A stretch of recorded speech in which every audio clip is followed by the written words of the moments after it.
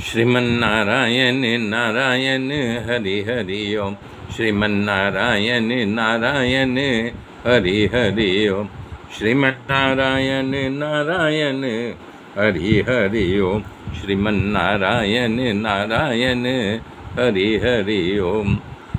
तब सहदेव जी के बात का समर्थन जितने बैठे थे साधु संत सब ने समर्थन किया। नमो नमो नारायण की बात होने लगी।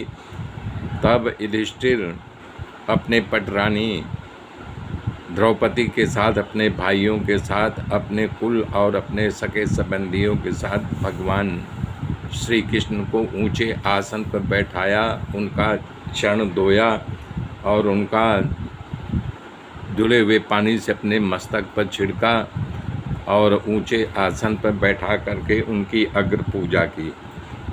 तब ये सब जितने साधु संत महात्मा जितने नरपति बैठे थे सब जय जयकार किया, परंतु उसी सभा में कुछ दैत्य बैठे थे।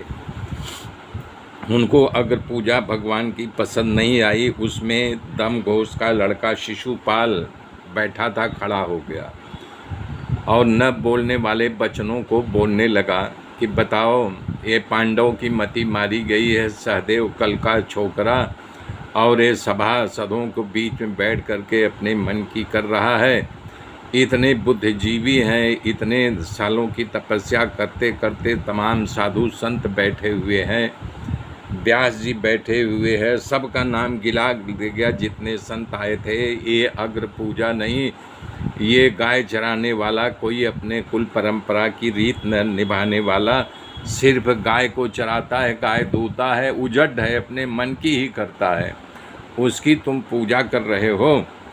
अरे विशुद्ध ज्ञान के द्वारा पाप ताप को शांत करने वाला इतने बड़े बड़े ऋषि बैठे हैं जिनके दर्शन मात्र से ही पाप अपने आप धुल जाता है, उनका न पूजा करके तुम अधर्म के रास्ते जा रहे हो।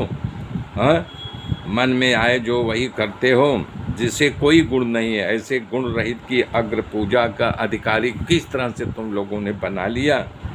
हाँ, एक परिवार बहिष्कार किया गया है तो राजा भी नहीं है।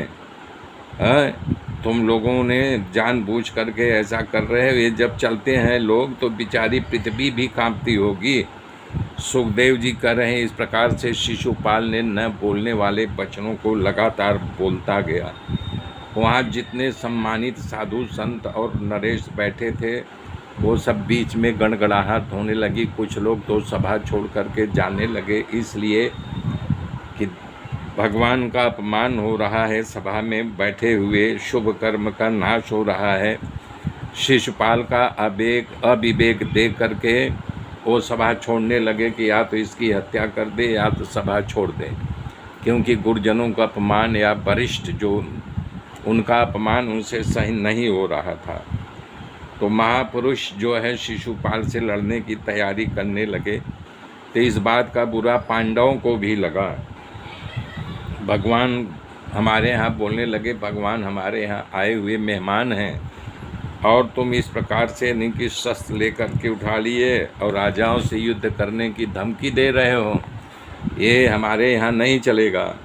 तब भगवान ने विचार किया कि यदि युद्ध होगा तो बहुत सारा विनाश होगा। यहाँ यज्ञ हो रहा है, यज्ञ तो रह जाएगा। मूर्ख राजाओं यज्ञ करके मूर्ख राजा जो यज्ञ में आए हैं युद्ध करके यज्ञ को नष्ट कर देंगे। प्रभु ने अपने चक्र को आदेश दिया, उनके हाथ से चक्र छूटा और शिशुपाल के मस्तक को काट दिया। जैसे आकाश में से तिनका पड़े पृथ्वी पे विलीन हो जाए, उसी तरह शिशुपाल के शरीर से एक तेज निकला और जो है आकर के भगवान में समा गया। और इसलिए आज उसका तेज भगवान, मेरे मित्रों मेरे साथ बने रहिए।